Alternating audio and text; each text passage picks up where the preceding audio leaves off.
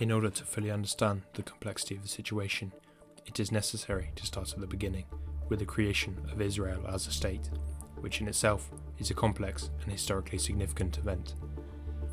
The establishment of the modern state of Israel in 1948 was the culmination of years of political, social, and international developments, which had its roots in the late 19th and earlier 20th centuries. The Zionist movement, which sought the establishment of a Jewish homeland in Palestine, gained momentum in the late 19th century. Jewish immigrants began moving to the region, which was then part of the Ottoman Empire.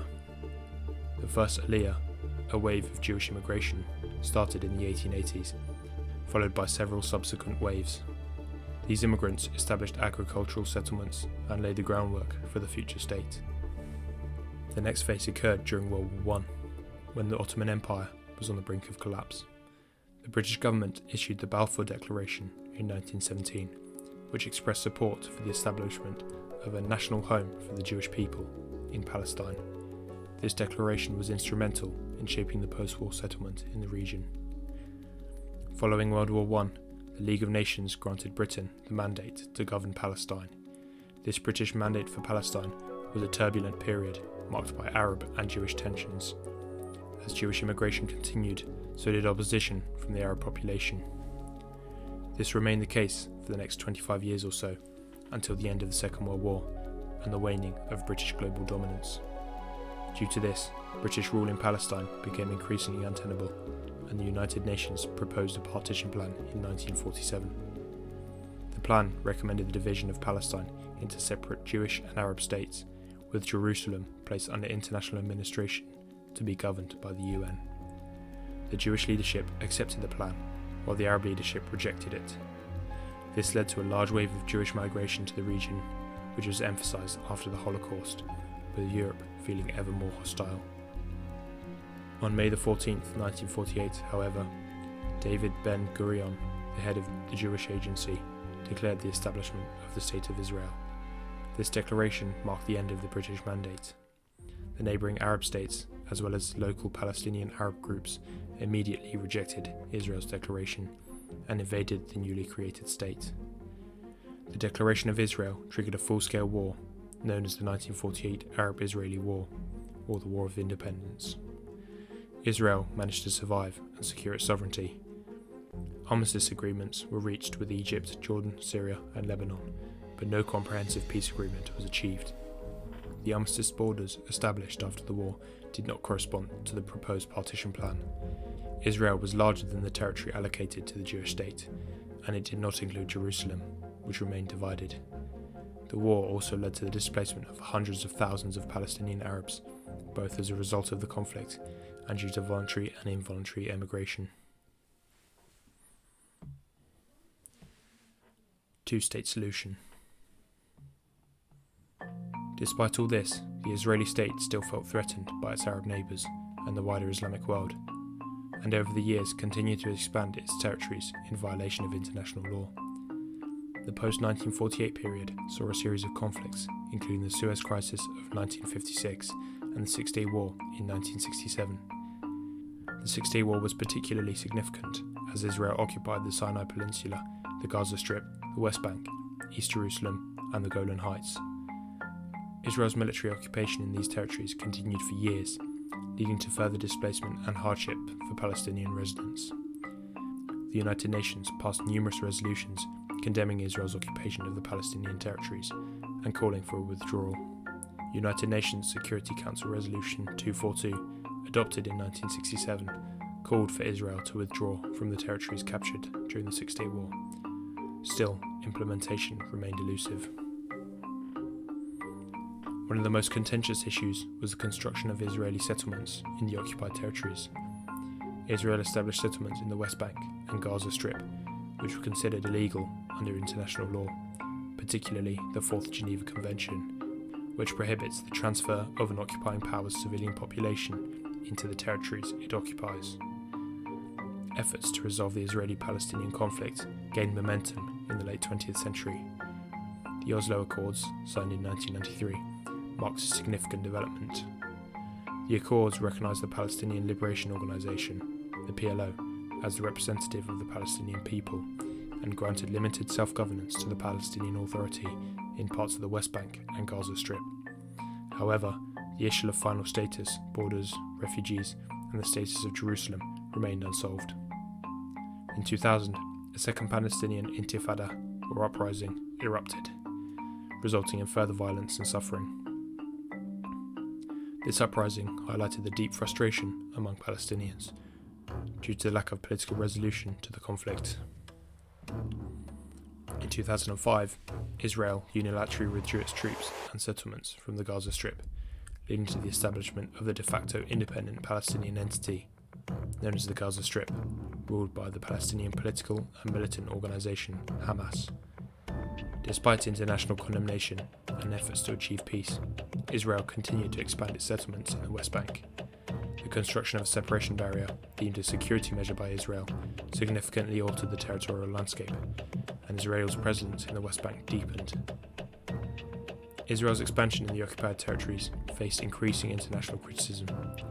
Many countries, including the United States, expressed concern over Israel's actions and their impact on the viability of a two-state solution. International support. International support for Israel has played a pivotal role in shaping the Israeli-Palestinian conflict and the broader Middle East dynamics. The United States has been a staunch supporter of Israel, providing significant military and economic aid. The relationship between the US and Israel is characterized by close political ties and shared strategic interests. The US has consistently used its veto power in the United Nations Security Council to shield Israel from resolutions critical of its actions in the Palestinian territories. Other Western nations strike more of a balance, with the EU being a major donor of aid to the Palestinian territories and has been involved in peace efforts. However, EU countries also maintain strong diplomatic and economic ties with Israel, leading to varying degrees of pressure on Israel regarding its policies in the West Bank. Various Western countries, including Canada, Australia, and several European states, have had traditionally friendly relations with Israel. They provide diplomatic support and contribute to humanitarian and development projects in the Palestinian territories. Furthermore, regional actors such as Iran and Saudi Arabia have exerted influence, often in ways that reflect the larger geopolitical struggles in the region. Iran has been a vocal supporter of Palestinian rights and a vocal opponent of Israel's policies. The Iranian government provides support to Palestinian militant groups like Hamas and Islamic Jihad. Iran's influence is often viewed as a destabilizing factor in the Israeli-Palestinian conflict. It also has invested interests in destabilizing the situation and preventing its bitter rival, Saudi Arabia, from becoming a mediator and allowing an increased Israeli influence in the region. Saudi Arabia has also expressed support for the Palestinian cause, but has been less active in directly funding militant groups. The kingdom has focused more on the diplomatic and political aspects of the conflict, including supporting peace initiatives. Many other Arab states have historically supported the Palestinian cause, diplomatically and financially. The Arab League has endorsed the Arab Peace Initiative, which offers full recognition of Israel in exchange for a two-state solution and Israeli withdrawal from the occupied territories. The United Nations has also played a central role in advocating for Palestinian rights. The UN General Assembly has passed numerous resolutions in support of Palestinian statehood and the two-state solution.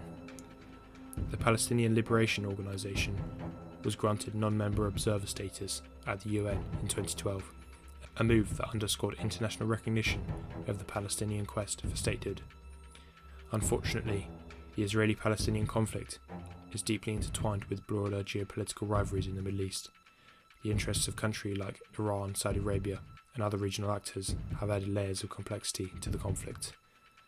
These countries often support opposing sides and can fuel regional tensions.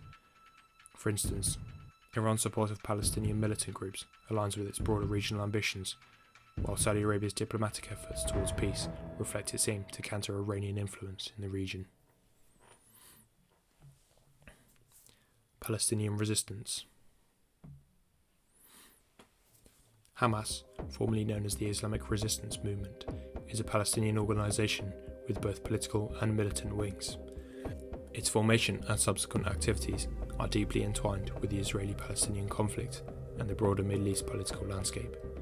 They were founded in 1987 during the First Intifada, a Palestinian uprising against Israeli occupation.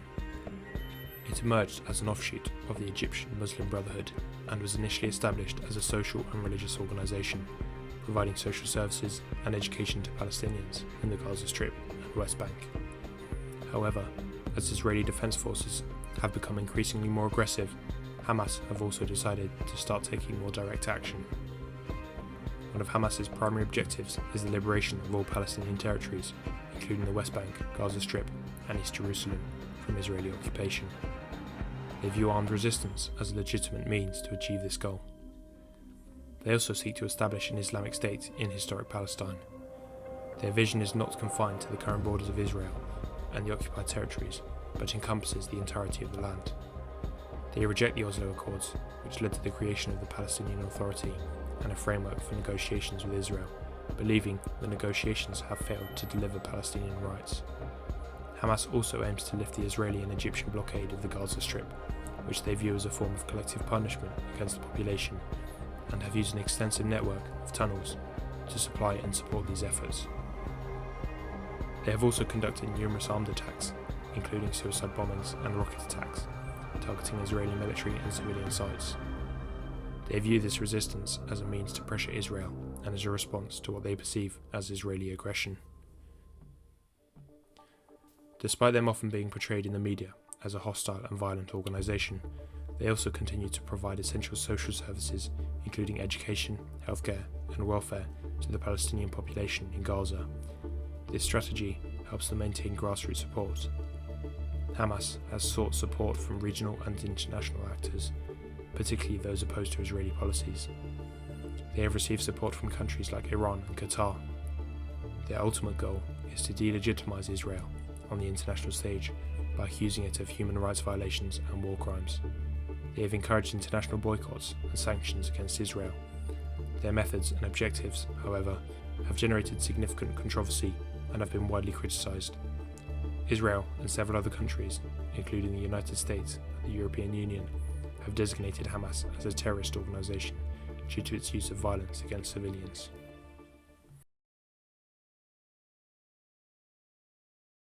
Current conflict. As the recent conflicts in Israel have deep-rooted historical, political and social complexities, there unfortunately is no simple solution. This isn't the first time that exchanges such as this have occurred in the 21st century, and an examination of its pretext in the broader context of regional dynamics and long-standing grievances can give more insight. The early 2000s marked the outbreak of the Second Intifada, a period of intensified violence between Israelis and Palestinians. The immediate pretext for this uprising was Ariel Sharon's visit to the Temple Mount, known to Muslims as the Haram al-Sharif in Jerusalem. However, the underlying causes were broader, including ongoing Israeli occupation, settlements, and frustration over the failed Oslo peace process. This was followed by the conflicts in Gaza in 2008 and 9, Operation Cast Lead, and 2014, Operation Protective Edge, which were characterized by Israeli military operations in response to rocket attacks from Hamas-controlled Gaza. A more recent outbreak of violence in May 2021 began as tensions escalated over an impending Israeli court decision regarding the eviction of Palestinian families in the Sheikh Jarrah neighborhood in East Jerusalem. Clashes between Palestinians and Israeli police at the Al-Aqsa Mosque compound further fueled the conflict. The pretext for the conflict was the potential eviction. However, deeper issues, including contested sovereignty and the broader Israeli-Palestinian conflict, played a pivotal role. As of writing, militants from Gaza fired thousands of rockets towards Israeli towns on the 7th of October 2023, before breaking through the heavily fortified border fence with Israel and sending militants deep into Israeli territory. There, Hamas gunmen killed more than 1,400 people, including civilians and soldiers, and took 199 hostages, according to Israeli authorities. The attacks were unprecedented in tactics and scale, as Israel has not faced its adversaries in street battles on its own territory since the 1948 Arab-Israeli War, It has also never faced a terror attack of this magnitude that has taken the lives of so many civilians. While Hamas has kidnapped Israelis before, it has never before taken dozens of hostages at once, including children and the elderly. Hamas called the operation Al-Aqsa Storm and said that it was a response to what is described as Israeli attacks on women, the desecration of the Al-Aqsa Mosque in Jerusalem, and the ongoing siege of Gaza.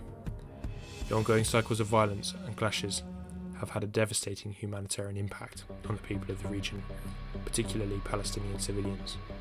Thousands of lives have been lost, and many more have been displaced.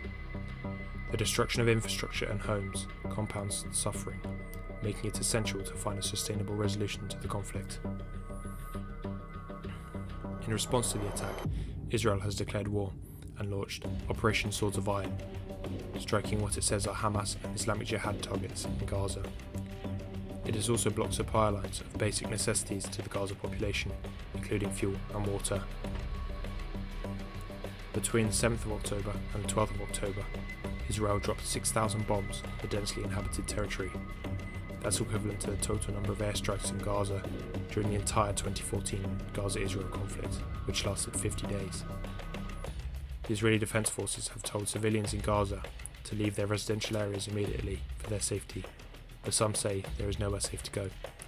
All crossings out of Gaza have been shut. Complicating Israel's response are the hostages that Hamas is holding. Hamas has said that a number of hostages have been killed by Israeli bombings on the enclave. Israel hasn't confirmed or denied the claim. Israel has ordered a complete siege on Gaza, blocking delivery of electricity, food, fuel and water until the hostages are freed. On Friday, Israel's military told the 1.1 million people in northern Gaza to evacuate their homes immediately, suggesting that a ground invasion was imminent. The current fighting in Israel is deeply connected to the historical grievances and complex political realities of the 21st century. While immediate pretexts may vary, the underlying issues of territorial disputes, sovereignty, security, and competing historical narratives remain the core of the Israeli-Palestinian conflict.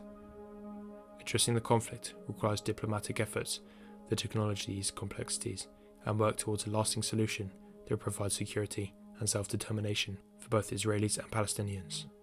The international community, including the United States and regional actors, will play a crucial role in shaping the path forward. Thank you for watching this video. If you enjoyed it, then please give it a like. And for more amazing tales and thrilling stories, don't forget to subscribe to Uncovered Secrets. Also, hit the bell icon to stay notified for every release.